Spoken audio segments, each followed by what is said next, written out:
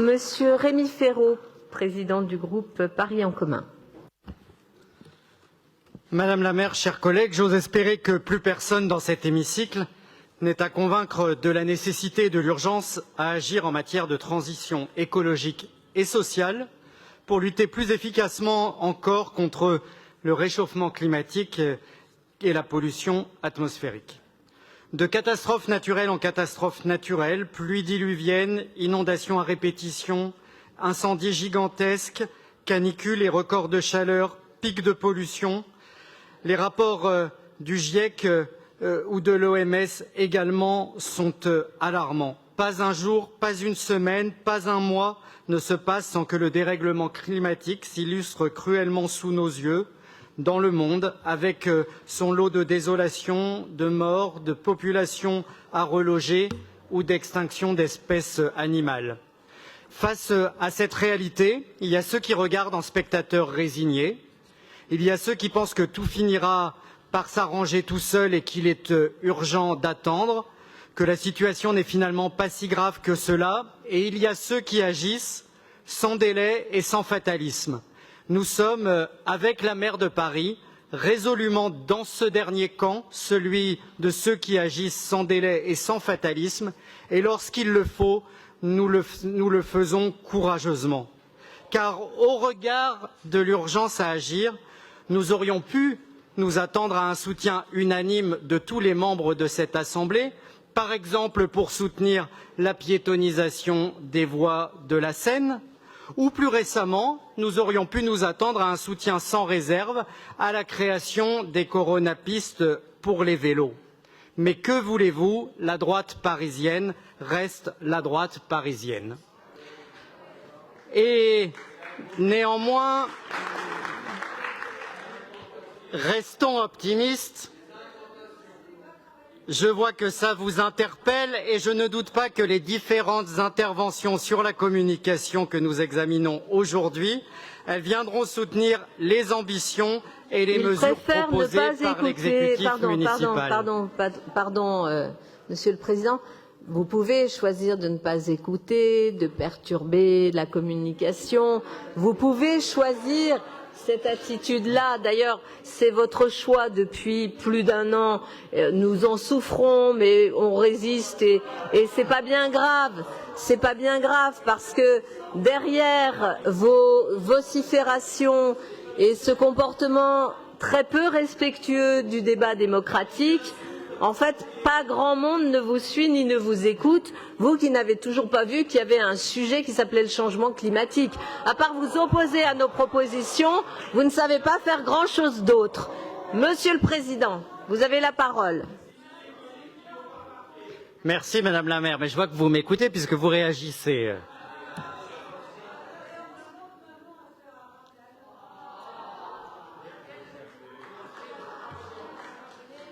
Est-ce que c'est tout à fait à la hauteur, Madame Dati? Je vous laisse vous poser la question. Oui, Paris agit et Paris agit fort. Et cela ne date pas d'hier.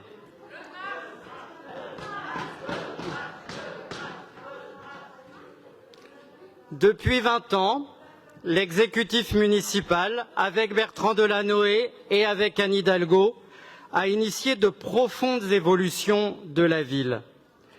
Rappelons que ces transformations, elles ont toujours été soutenues par les Parisiennes et les Parisiens, trop souvent oubliées au profit de ceux qui sont minoritaires, mais qui espèrent faire croire le contraire grâce à plus de bruit. Parce que l'accélération de la transition écologique et sociale à Paris, elle est par nature transverse, elle mobilise un très grand nombre d'adjoints, toute une équipe mobilisée sur un seul objectif, réussir la transition écologique. Et ne vous en déplaise, nous sommes profondément soudés autour de ce projet de transformation de la ville. Alors, la communication que vous nous présentez ce matin, elle contient des mesures fortes et opérationnelles et elle montre la cohérence de notre engagement et de notre politique. Oui, l'accélération de la transition écologique et sociale à Paris nécessite des outils adaptés.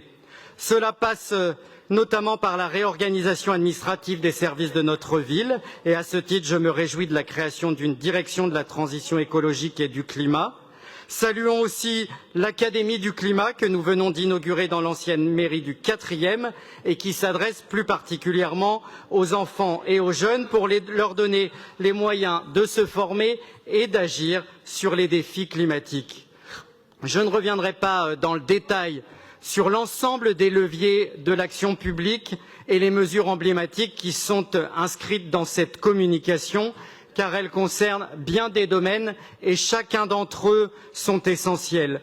Que ce soit la création des cours Oasis dans nos écoles, la conception de nouveaux espaces verts et la plantation annoncée de 170 000 arbres sur la mandature. Et les chiffres sont têtus, vous verrez que nous aurons bien 170 000 arbres plantés sur cette mandature. Que ce soit la création de forêts urbaines, dont la première verra le jour place de Catalogne, et je me réjouis, comme élu du 10e, que la place du colonel Fabien puisse bientôt accueillir également une forêt urbaine dans le cadre de son réaménagement.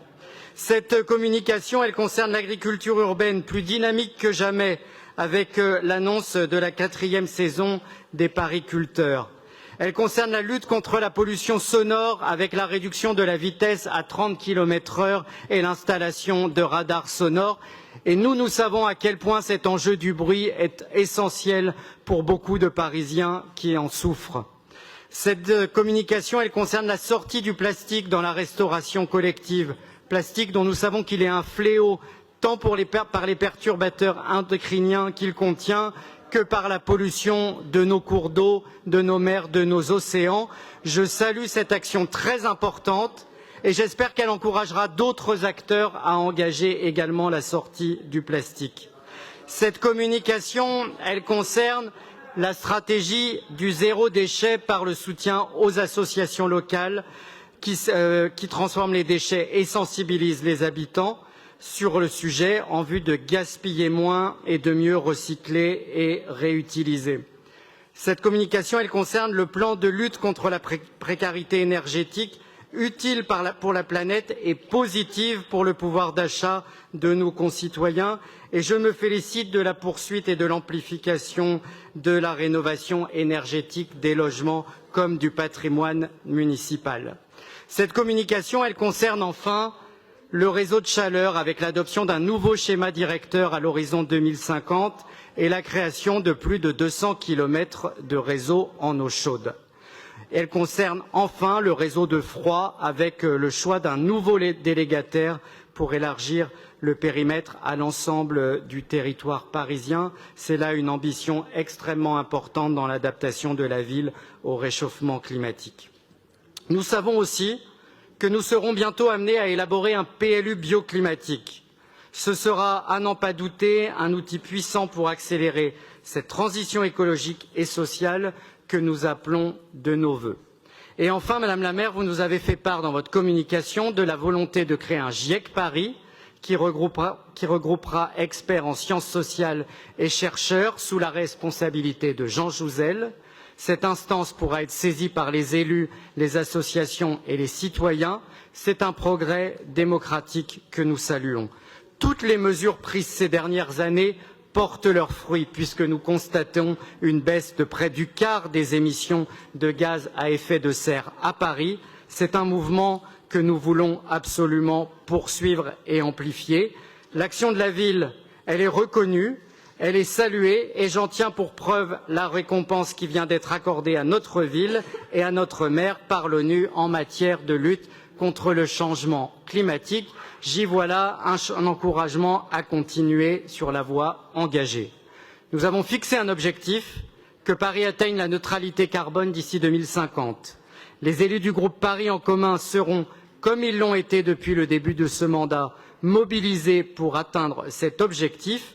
Nous savons pouvoir compter sur la détermination de l'exécutif municipal. Il peut compter sur notre soutien déterminé. Je vous remercie. Merci à vous.